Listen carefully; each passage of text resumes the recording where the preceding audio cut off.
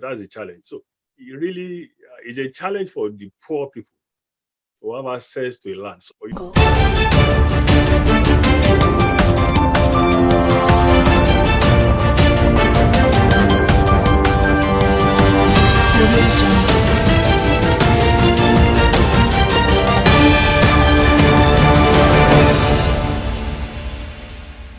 Yo guys, welcome back to another video. Wherever you are, special greetings to you, and don't forget, if today is your first time, please do me a favor by subscribing to the channel. Also don't forget to hit on the notification bell whenever we drop video. You can also get it and watch. Finally, Mario Draghi has won the majority, and by the end of this week he is going to be sworn in as the new Prime Minister of Italy. He has getting 70% support from the parliament, where Giuseppe Conte was even having less than that. But Giuseppe Conte was popular, accepting Fratelli d'Italia, which is the Giorgia Meloni party, is saying she is not going to in support of this government, because in a country where the political system, there is no opposition, it's not a political system, or it's not a democratic country. So she stands to be the opposition, so that there can be a party and opposition. So Mario Draghi will be talking to Mattarella, who is the boss or the capo of the country, so that in everything he will tell him that he was able to form the majority where he had 70%, so that at the end of this week they can sworn this man in, because he is looking in two areas. I mean, to get more vaccines, and also this April that the state of emergency of Italy is ending, so that they can do everything, present everything, so that they can get the another recovery fund to also support the country. So they are in fast to do this thing, to sworn this man in at the end of this week, so that they can fight this COVID thing. You know how things are going. So this is what is coming from Mario Draghi's side, and congratulations to him, since the parties has support. Some of them did not support, but since he has getting the 70%, he can go. Like Giuseppe Conte, as I said before, he did not have the 70% when he was in government, but he was popular.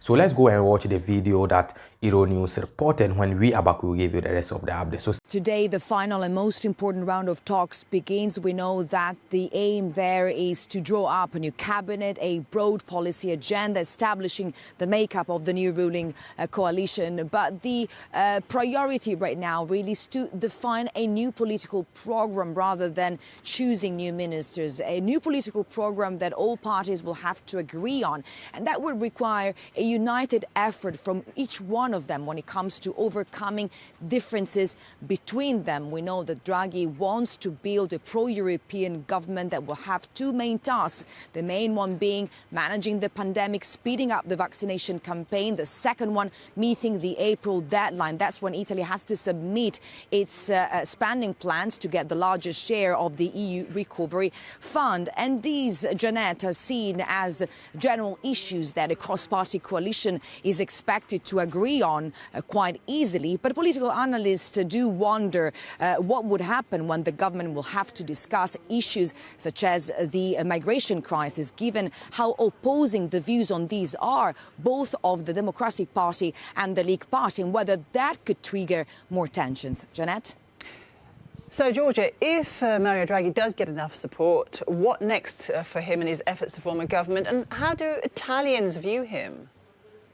Well, Jeanette, once this second round of talks has ended, Draghi has to report back to Mattarella, and we are hearing that that could happen tomorrow. He has to announce whether or not he managed to form a new coalition, and especially ensuring that all these parties can agree on all the issues that will be at the core of the new political program, and the new government could be sworn in by the end of this week. Meanwhile, Draghi's popularity has grown up among Italians, with over 70% of them supporting him. That's much higher than a former Prime Minister Giuseppe Conte approval rating, Jeanette, and he was already quite popular indeed.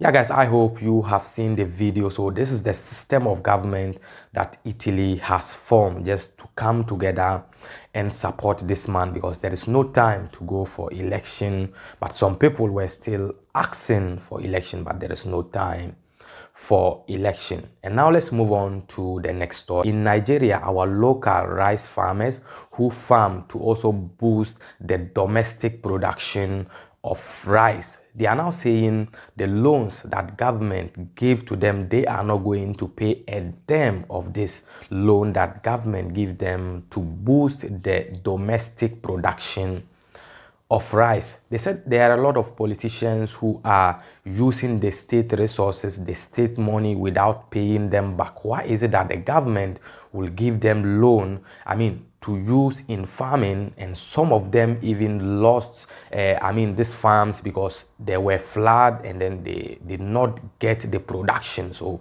why is it that now you are telling them to pay the loans back when some politicians use some money, misuse some money? But why is it that you are telling these farms to come and pay back the loan?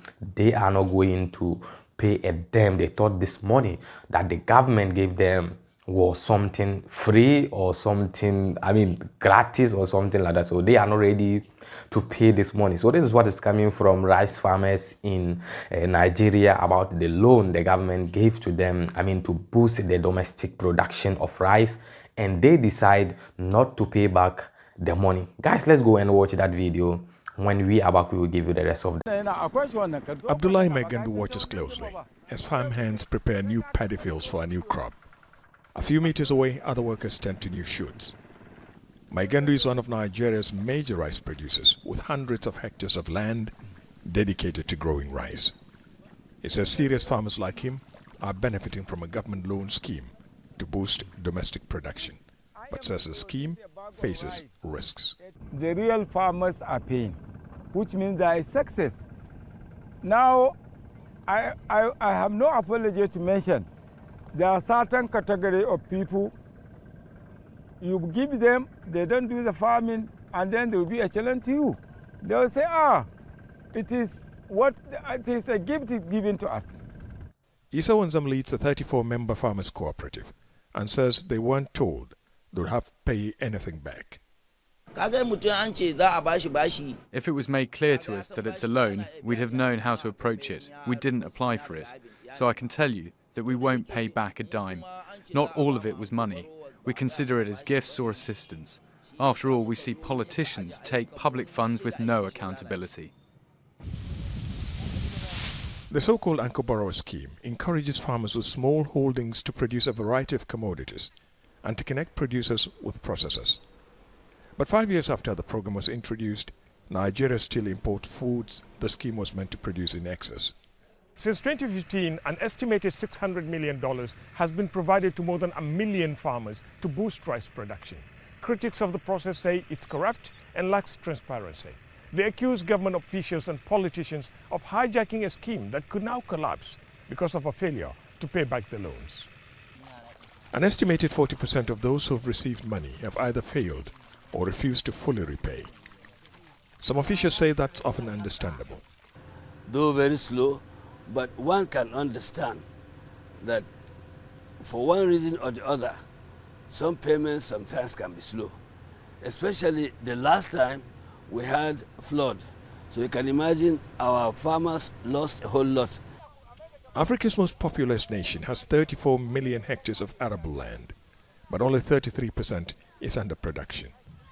This country of more than 200 million people imports much of what it eats. Agricultural experts say that's because farming technology is out of date, and if the government doesn't encourage mechanization, nothing will change. Ahmed Idris, Al Jazeera, Argungu. Guys, I hope you have seen the video. Now farmers in Nigeria are also turning to be corrupt because they have given you loan, to farm. In my way, or in what I think about this thing, is that just try to pay the money. Maybe next time, if you need it, they can give you more. And then if they give you now and you did not pay, and next time you are looking for some of the money, to start your project, where are you going to get this kind of money from? But sometimes some of our farmers are right of what they are doing. So this is what is coming from our Nigerian rice farmers who try to boost the domestic production of rice. And now let's move on to the next story. Activists and lawyers in Nigeria are saying now poor people who owns land tend to lose the land or tend to lose the land because they are poor and they cannot do anything on the land. So people who have money try to intimidate them by taking this land from them because you don't have the resources, to do something on the land.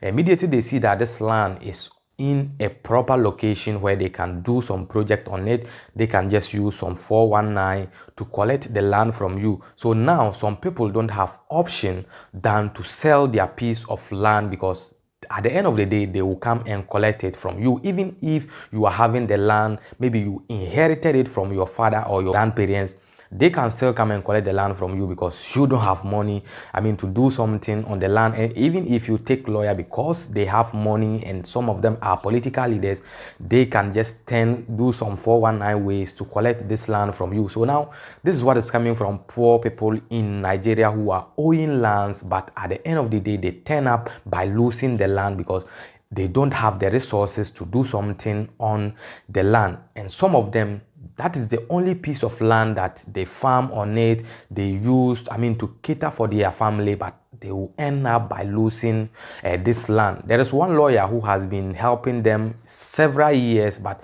most of the cases he lost them because these people are poor, and then you will see that the leaders or the traditional leaders will come with money or something like that to overcome the case and take the land from the poor people. And that is what I said before.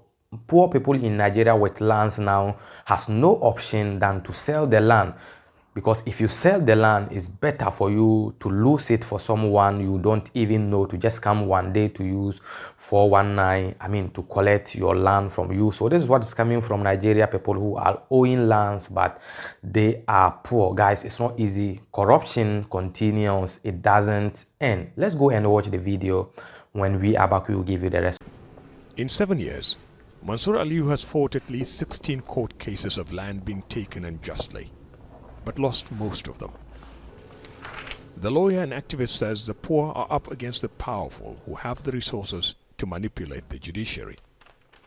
I handled a case where a local traditional leader used area court judges and succeeded in usurping lands from peasant farmers who had nothing apart from that farm, and they were rendered in abject poverty. I know many. Equally among the politicians. He says many landowners and witnesses are being intimidated into silence. Across Nigeria, there is a huge demand for land for housing projects and industrial units. In many cases, developers use force to encroach upon farmland and evict poor farmers from their holdings. Murtala Yusuf chose to sell 2 of his 3 farms rather than lose them all. The rich people invade our villages and use their enormous amounts of money to convince or even coerce poor villagers to sell them lands. As a result, many have now lost their source of livelihood and have become destitute. Nigeria's population grows by 3% each year, the same rate as urbanization. But as rich and powerful Nigerians buy up more land, experts fear that the government and the poor may soon struggle to find enough for agriculture and development. Experts say even protected forest land is being targeted. They say the elite are enabled by weak laws and corruption. The land use decree itself allows people to acquire large parcels of land, which they now fence off, so that poor people are increasingly being pushed to the margins. Once you fence off the land, they are pushed off. Who are these poor people? Poor farmers, poor herders, who are increasingly being pushed to the margin of society as far as land acquisition is concerned. Developers acknowledge that the odds favor the rich, but say most often it's the poor who approach buyers themselves. Even if you have access by virtue of inheritance, you still need substantial part of money to regularize with the government. So that's the challenge. So it really is a challenge for the poor people to have access to a land. So, it's business. You buy, you keep. Interestingly, it is the family land owners, the group, the villagers that sells to the developer, who now goes to government to apply for approval, to apply for permits and what have you. Activists warn that unless the government puts an end to unrestrained and sometimes illegal acquisitions, Nigeria could soon face conflicts bigger than those the country is currently dealing with. Ahmed Idris, Al Jazeera, Birnin Kebbi.